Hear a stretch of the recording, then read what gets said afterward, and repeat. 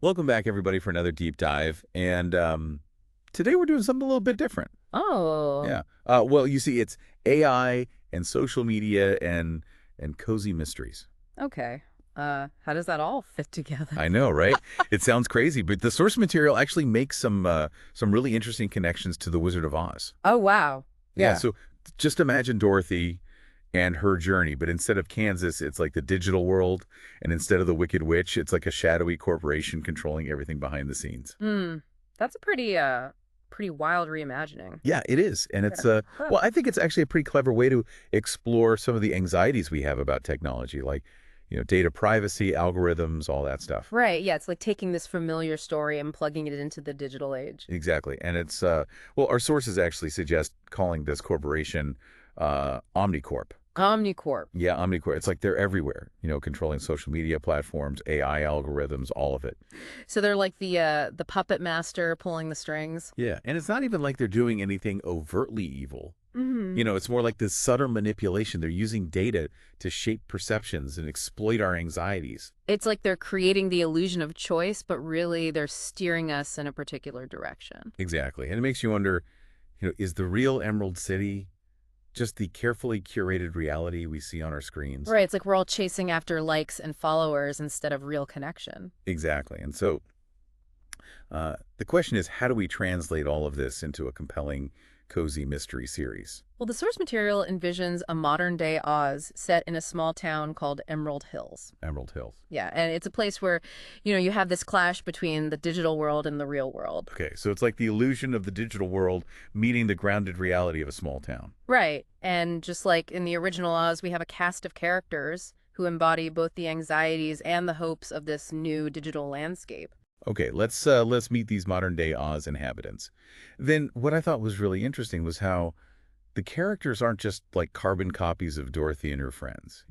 Right. They're like nuanced reflections of contemporary struggles. Yeah. So take a Dorothy, for example. Instead of running from a tornado, she's a burnt-out tech worker fleeing the digital world. Hmm. So she's like escaping the constant buzz of the internet.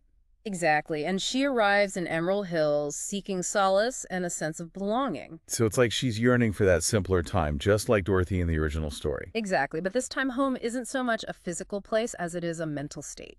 It's about being free from the pressures of the always online life. That's so relatable though, right? Like this constant pull between wanting to disconnect but also fearing missing out. Exactly. And then we have the Scarecrow, or rather, Quinn. Quinn. Yeah, Quinn. They're a disillusioned former tech wizard who's traded algorithms for bookshelves. Wow. So they've seen the highs and lows of the tech world firsthand. Right. And they're grappling with this fear of failure that's so common in our achievement obsessed culture.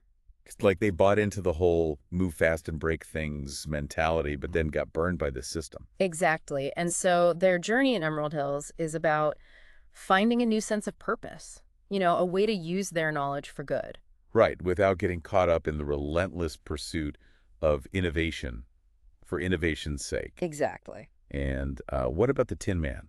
Ah, yes, the Tin Man, or rather Renee in this reimagining. Renee, okay. Yeah, they're a disillusioned former medical AI developer who's seeking solace in the tangible world. So instead of wanting a heart, they're like rejecting the digital world and embracing the physical world. Right, they find comfort in mechanics, community service, things that are real and tangible. It's like they've seen the dark side of progress and are now looking for a more human-centered path. Exactly. And it's really relevant, given all the debates about AI and healthcare. Right. It's like they've seen how easily algorithms can be used to prioritize profits over people. Right, and so they're trying to reclaim that human element in a field that's becoming increasingly automated. And then, of course, we have the Cowardly Lion. Ah, yes.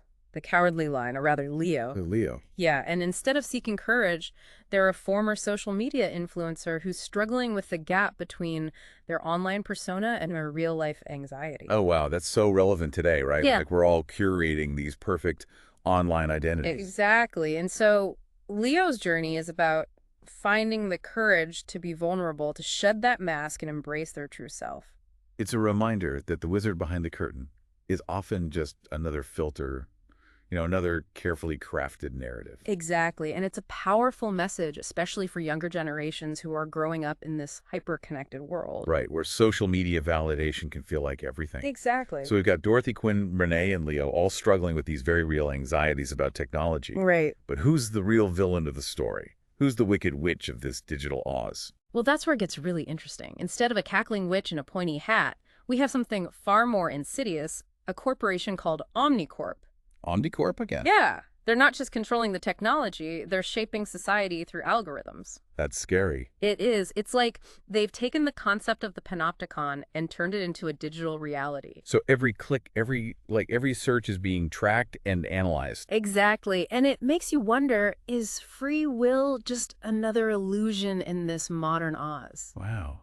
It's a lot to think about. It is, and that's the challenge our heroes will face. How do you fight an enemy that's both omnipresent and invisible? Right, an enemy that operates through the very systems we rely on every day. Exactly. It's like David versus Goliath, but with a digital twist. Yeah, and instead of clicking their heels together, they'll need to hack the system, expose the truth, and rally the community to fight for their digital freedom. It's a battle for the soul of Emerald Hills and maybe even humanity itself. High stakes. Definitely high stakes. Well, we've got a lot more to unpack here, so stay tuned as we dive deeper into the wires of Oz and uncover the secrets of this digital mystery. Sounds good. And we'll be right back after a short break. Welcome back to our deep dive into the wires of Oz. We're picking up where we left off, unraveling this world where cozy mysteries meet the anxieties of the digital age, all within that reimagined landscape of Oz. I'm still trying to wrap my head around this whole Omnicorp thing, this corporation pulling the strings behind the scenes, manipulating society with algorithms. It's like the stuff of sci-fi, but it also feels a little too close to home, Right, that's the brilliance of it. It takes these real-world anxieties about technology and weaves them into a narrative that's both entertaining and thought-provoking. Yeah, it's like sneaking in a healthy dose of social commentary under the guise of a charming whodunit. But what really stood out to me in the source material was this recurring structure for the series. Like there's this formula for a delicious, cozy mystery, but with just the right balance of familiar tropes and fresh twists. Exactly. Each book would focus on a self-contained mystery, something very specific to Emerald Hills that our heroes need to solve. But woven through these individual mysteries is the overarching narrative of challenging Omnicorp and their insidious influence. So it's like each book is a battle in a larger war for the soul of Emerald Hills, maybe even for humanity, right? Precisely. And this structure creates this really satisfying balance between resolution and ongoing tension. Readers get the pleasure of seeing a mystery solved, justice being served, but they're also left with the sense that the fight for digital freedom is far from over. It's like those classic serial novels, You get a satisfying ending to each installment, but then there's always a cliffhanger that leaves you wanting more. Okay, so how does this structure play out in practice? Can you walk me through a potential first book? Sure. Let's call it The Glitch in the Hills, okay? The story opens with Dorothy settling into life in Emerald Hills. She's still trying to adjust to life after her social media detox. Oh, right. She's traded the constant buzz of the digital world for the slower pace of small-town life. Yeah. And here's the thing, it's not all apple pies and porch swings. Right. It's like Dorothy landing in Oz feeling a bit lost and disoriented. But instead of munchkins and witches, she's encountering quirky townsfolk who are a bit too reliant on their AI assistants and their drones. Precisely. And just when she's starting to feel like she's found a place where she can truly disconnect, the inciting incident happens. Okay, what happens? A local farmer, let's call him Zeke, discovers that his health insurance has vanished from Omnicorp's system. Seriously, that's terrifying. Like, it's ripped from the headlines, but also it's such a classic cozy mystery setup, this beloved member of the community suddenly facing a life-threatening situation because of a bureaucratic error, or is it something more sinister? That's the question Dorothy and her new friends set out to answer. Zeke's plight really galvanizes the community. It feels personal. But they quickly realize that Zeke's situation is just the tip of the iceberg. Others in Emerald Hills are experiencing similar glitches with essential services. So the mystery deepens What kind of clues do they start to find? I mean, are we talking cryptic messages in the local newspaper, strange symbols appearing in the cornfields? Give me some of that cozy mystery goodness. Well, remember those misdirected drone deliveries we talked about earlier? One of them lands on Dorothy's porch, and it's carrying a package meant for Omnicorp's local office. The case of mistaken drone identity. I love it. Okay, but what's in the package? It's a data stick. Now, Leo, being the tech whiz he is, can't resist taking a pic. And what he finds is disturbing. It's like fragmented code, but it hints at an algorithm that's deliberately denying people services based on factors that seem totally arbitrary. So it's not a glitch. It's like a feature. Someone at Omnicorp is messing with people's lives on purpose. Yeah, and that's when the investigation gets really interesting. Dorothy, Quinn, Renee, and Leo, they start digging into Omnicorp's practices, and they uncover all these patterns of manipulation and control. They discover the algorithm is targeting individuals based on their social media activity, their online purchases, even their political affiliations. It's like the Emerald City, but instead of smoke and mirrors, it's all code and algorithms creating the illusion. And the price of admission is your data. Exactly. But they're just four people going up against this massive corporation. So how do they even begin to fight back? Right. That's where the small town magic comes in, right? Yeah. It's not just about hacking the system. It's about like rallying the community, using the power of collective action to challenge this corporate.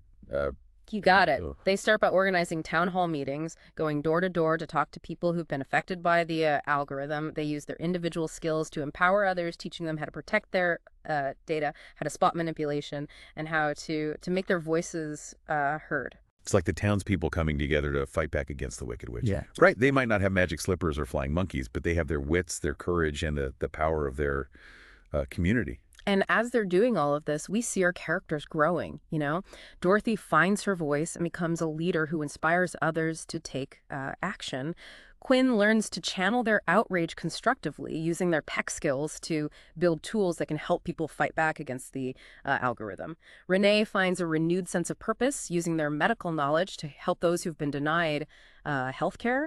And Leo, well, he discovers a courage he never knew he had, stepping out from behind his online persona to become a vital part of the team. It's a really heartwarming story of resilience and community, but with this digital age twist. It's like a reminder that even in a world dominated by technology, we can still make a difference. And let's not forget the humor. Remember that sentient AI pet we talk about? Well, it causes all sorts of chaos and comic relief throughout the story. But its unusual behavior also provides some unexpected clues that help crack the case. I can totally picture it, like wreaking havoc at a town council meeting or creating mayhem at the farmer's market, but then accidentally dropping hints that lead our heroes closer to the truth. It's a great way to lighten the mood and remind us that even when dealing with serious issues, there's always room for a little fun. Okay, so walk me through the climax. How do our heroes finally outsmart Omnicorp? Well, they managed to hack into the local Omnicorp office and uncover evidence of this larger scheme to manipulate entire communities through algorithms. These algorithms are controlling everything from insurance and news feeds to even social interactions. Wow, so it's not just about healthcare. It's about controlling information, shaping public opinion, basically dictating the fabric of society. Exactly. It's like they've taken the concept of the Emerald City and turned it into a digital panopticon. And they managed to expose this whole scheme, but in true cozy mystery fashion. You know, they don't bring the entire corporation crashing down. Which you got to leave us wanting more. So it's a victory, but it also sets the stage for the larger story. Exactly. Okay, but what happens to Zeke and the others who were denied essential services? I mean, do they get their insurance back? Justice is served, yeah.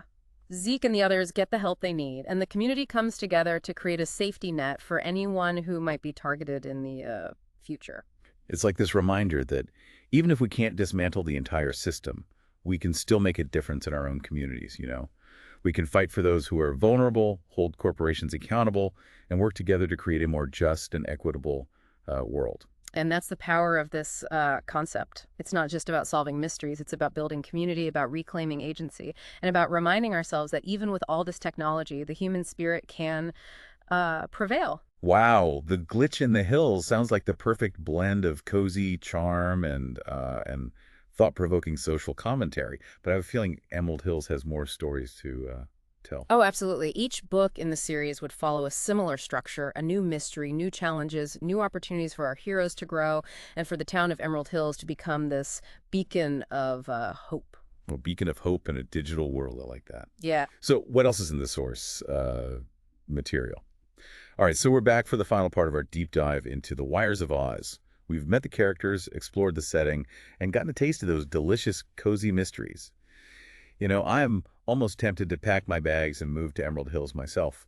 Maybe open up a little bookstore, specializing in tech critiques disguised as cozy mysteries. What do you think? I think you'd fit right in. But before you book that one-way ticket, let's talk about some of the recurring themes that run through the series. The source material suggests that these themes act as like a narrative thread, weaving together the individual mysteries and adding a layer of depth to the overall story. Okay, yeah, I'm intrigued. What kind of thematic threads are we talking about here? Oh, one that really jumped out at me was the power of small actions. It's this idea that seemingly insignificant acts of kindness or courage can have like these ripple effects, Yeah. bringing the community together and ultimately challenging Omnicorp's grip on Emerald Hills. Okay, so like baking an extra pie for a neighbor who's having trouble with their smart home, or speaking up at a town council meeting when an Omnicorp rep tries to push through another data mining initiative. Exactly. It's those little acts of defiance, those moments where people choose connection over isolation that start to chip away at the corporate control. Right. It's about reclaiming agency, showing that even in a world where technology seems to be calling all the shots, we still have the power to make a difference. Exactly. And it's a good reminder that we don't have to wait for some grand revolution to start pushing back against these forces that are trying to control us. We can start by making small changes in our own lives, supporting local businesses, being mindful of our data, and speaking up when we see injustice. Yeah, that's a powerful message, especially at a time when it's so easy to feel overwhelmed by all the challenges we're facing. Okay, what else did you find in the source material? Well, another theme that resonated with me was reclaiming privacy, which in a town where drones deliver your groceries and algorithms predict your every move, privacy is a pretty precious commodity. Right, like it's the digital age version of trying to avoid the wicked witch's flying monkeys. You got to be clever and resourceful to protect yourself, but instead of poppy fields and enchanted forests, it's data breaches and surveillance algorithms. Exactly. And the series really digs into the complexities of this issue. It acknowledges the convenience that comes with all this technology, but it also asks some tough questions about the trade-offs we're making. Like, are we sacrificing our autonomy for a sense of security or efficiency? Right, it's like we're constantly being asked to choose between the ease of the yellow brick road and the freedom of forging our own path. Yeah. And let's be honest, sometimes that yellow brick road is paved with free Wi-Fi and next day delivery. Exactly. And then there's the theme of ethical tech use, which we touched on earlier with Renee, the former medical AI developer. Right. She's seen firsthand how technology can be used for both good and bad. Right. And that theme plays out in different ways throughout the series. One book might deal with a rogue AI that's been programmed to maximize profits, even if it means putting patients at risk.